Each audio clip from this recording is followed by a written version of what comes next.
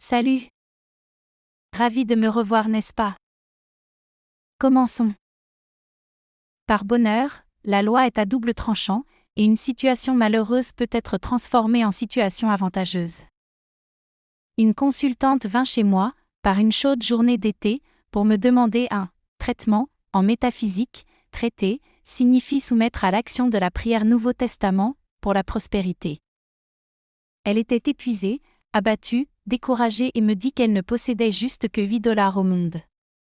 Je lui répondis, c'est parfait, nous allons les bénir et les multiplier comme Jésus-Christ multiplia les pains et les poissons.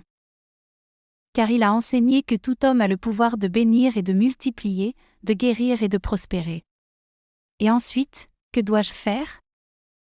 Suivez votre intuition. Avez-vous une attirance pour quelque chose ou quelque endroit?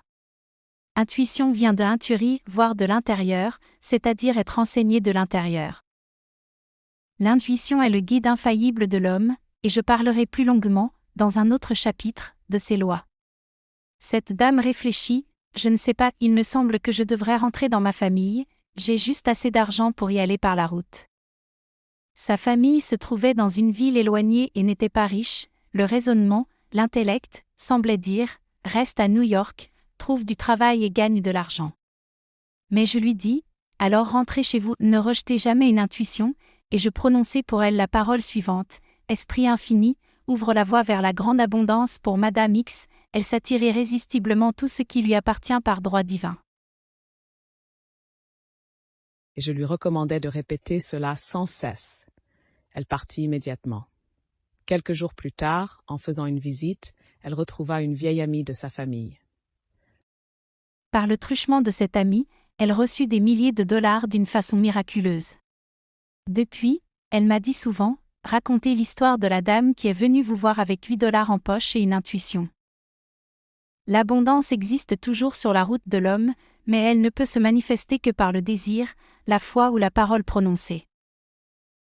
Jésus-Christ a indiqué clairement que c'est à l'homme de faire le premier pas, demandez, et vous recevrez, cherchez et vous trouverez, frappez et l'on vous ouvrira. Matthieu 7, 7. Et dans les Écritures nous lisons, en ce qui concerne les travaux de mes mains, commandez-moi. L'intelligence infinie, Dieu, est toujours prêt à réaliser les désirs, petits ou grands, des humains. Or, tout désir exprimé, ou inexprimé, est une demande.